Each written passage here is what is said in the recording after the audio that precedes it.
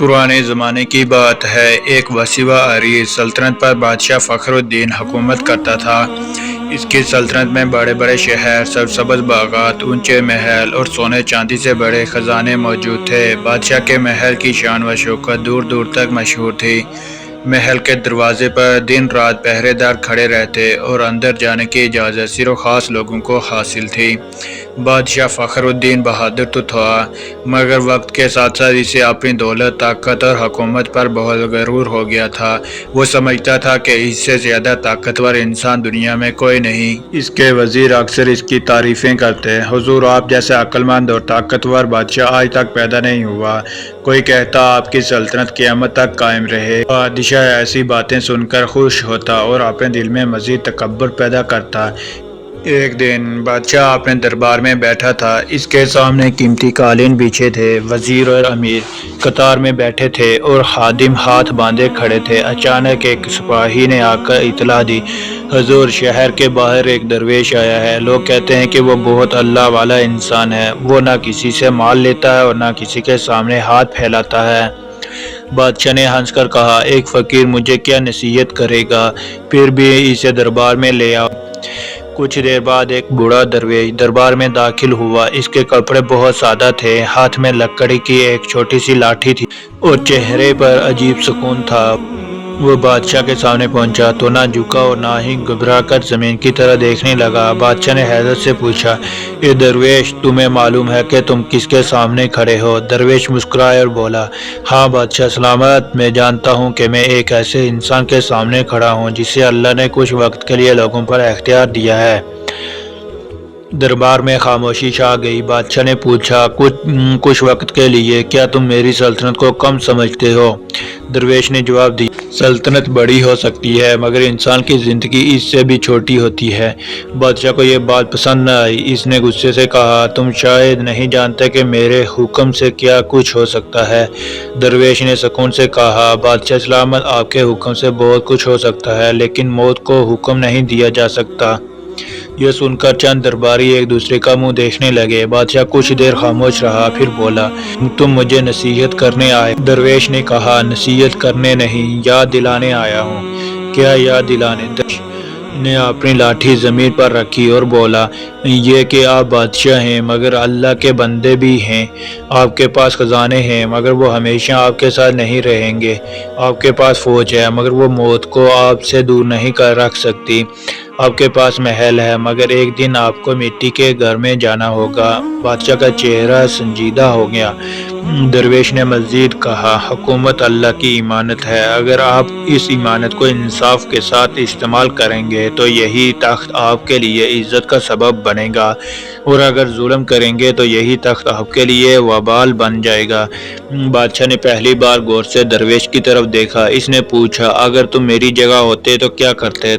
दरवेश ने जवाब दिया, मैं हर सुबह तख्त पर बैठने से पहले खुद से एक सवाल करता, आज मेरे किसी फैसले से किसी बेगुनाह का दिल तो नहीं टूटेगा? बादशाह खामोश रहा। दरवेश ने कहा, और हर रात सोने से पहले दूसरा सवाल करता, आज मैंने अल्लाह की मखलूक के लिए क्या किया? बादशाह ने पूछा, अगर मैं ये सब करूं तो मुझे क्या मिलेगा? दरवेश मुस्कुराया, लोगों की दुआएं, दिल का सुकून और आखिरत में अल्लाह की रहमत की उम्मीद।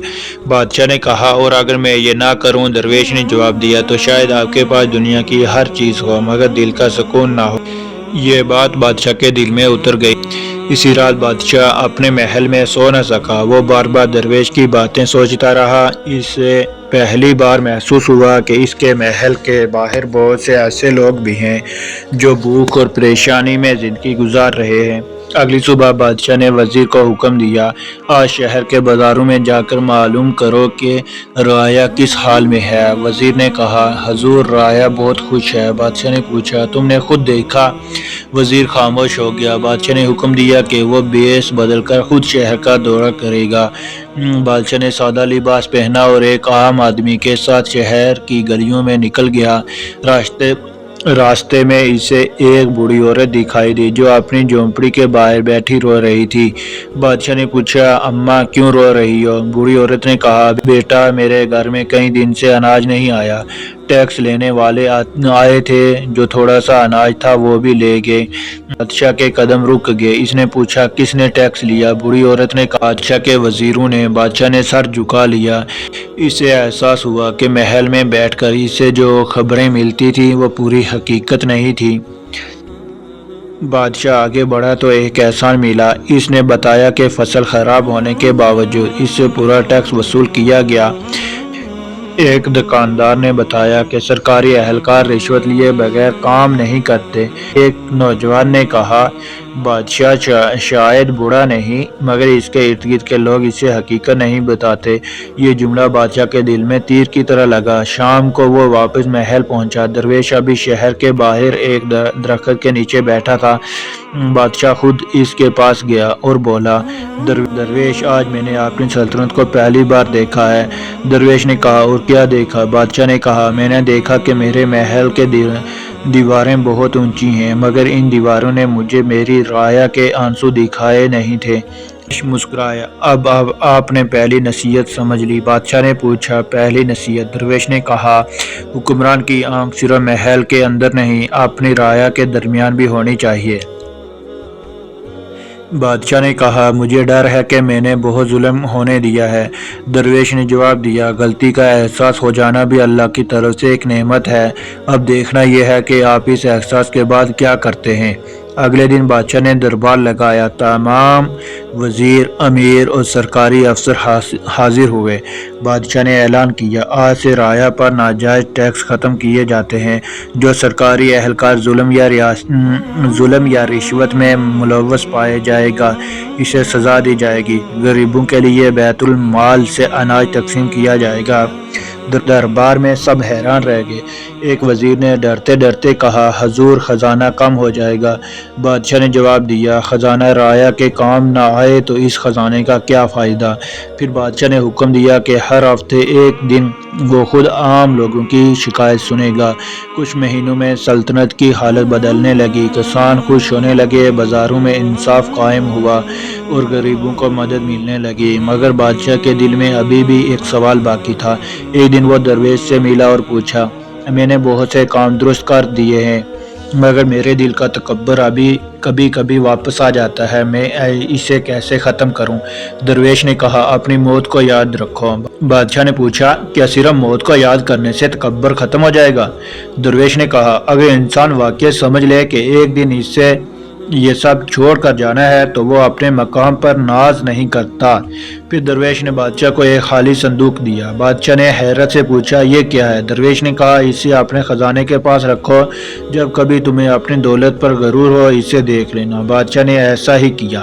ایک رات وہ خزانے میں گیا، سونے کے ڈھیر دیکھ کر اس کے دل میں غرور پیدا ہوا۔ اچانک اسے درویش کا دیا ہوا خالی صندوق نظر آیا۔ کچھ دیر اسے دیکھتا رہا، پھر اسے خیال آیا آخر میرے جانے کے بعد اس خزانے میں سے میرے ساتھ کیا جائے گا؟ جواب تھا کچھ بھی نہیں۔ بادشاہ کی آنکھوں میں آنسو آ گئے۔ اس نے اسی رات اپنے بہت سے خزانے غریبوں، مسافروں، یتیموں اور ضرورت مندوں کے لیے وقف کر دیے۔ وقت گزرتا گیا۔ بادشاہ فخر الدین کی شہرت اب ایک طاقتور بادشاہ کی حیثیت سے نہیں بلکہ ایک انصاف پسند حکمران کی حیثیت سے ہونے لگی۔ ایک دن اس نے درویش کو دوبارہ تلاش کروایا مگر درویش کہیں نہ ملا۔ میں نے یہ بات پہلے سمجھ لی ہوتی کہ بادشاہت انسان کی ملکیت نہیں، اللہ کی امانت ہے۔ اپنی وفات سے کچھ دن پہلے اس نے اپنے بیٹے کو بلایا اور کہا بیٹا تخت پر بیٹھتے وقت یہ مت سوچنا کہ تم لوگوں کے مالک ہو، یہ سوچنا کہ تم سے لوگوں کے حقوق کے بارے میں سوال کیا جائے گا۔ پھر اس نے وہی خالی صندوق منگوایا جو درویش نے اس سے برسوں پہلے دیا تھا۔ بادشاہ نے اپنے بیٹے سے کہا اس صندوق کو میرے ساتھ قبر میں مت رکھنا، اسے محل میں رکھ دینا، جب کبھی تمہیں اپنے اختیار پر غرور ہو اسے دیکھ لینا اور یاد رکھنا کہ دنیا سے جانے والا بادشاہ بھی اپنے ساتھ کچھ نہیں لے جا سکتا۔ چند دن بعد بادشاہ فخر الدین کا انتقال ہو گیا۔ اس کی وفات پر پوری سلطنت رونے لگی۔ غریب لوگ رو رہے تھے، کسان دعائیں کر رہے تھے اور وہ لوگ جن کی زندگی میں بادشاہ نے آسانی پیدا کی تھی اسے یاد کر رہے تھے۔ اس کے بیٹے نے تخت سنبھالا اور اپنے والد کی آخری نصیحت کو ہمیشہ یاد رکھا اور محل کے خزانوں میں وہ خالی صندوق برسوں تک موجود رہا۔ لوگ کہتے تھے کہ اس صندوق میں کچھ نہیں تھا، مگر حقیقت میں اس میں ایک بہت بڑی دولت چھپی تھی۔ وہ دولت تھی غربت، عاجزی اور اللہ کی یاد۔ اس واقعے سے ہمیں یہ سبق ملتا ہے کہ انسان کے پاس دولت، طاقت، عہدہ اور شہرت کتنے ہی کیوں نہ ہو، یہ سب عارضی چیزیں ہیں۔ اصل کامیابی یہ ہے کہ انسان اپنے اختیار کو ظلم کے لیے نہیں بلکہ بھلائی کے لیے استعمال کرے، کیونکہ بادشاہت ختم ہو جاتی ہے، دولت ختم ہو جاتی ہے، جوانی ختم ہو جاتی ہے، لیکن انسان کے اچھے اعمال اور لوگوں کی دعائیں اس کے ساتھ رہتی ہیں۔ سبق: جو شخص اللہ کی مخلوق کے ساتھ انصاف و نرمی کرتا ہے، اللہ اس کے دل میں سکون عطا کرتا ہے، اور جو شخص اپنے عہدے اور طاقت پر غرور کرتا ہے، اسے یاد رکھنا چاہیے کہ دنیا کی سب سے بڑی سلطنت بھی موت کے سامنے بے بس ہے۔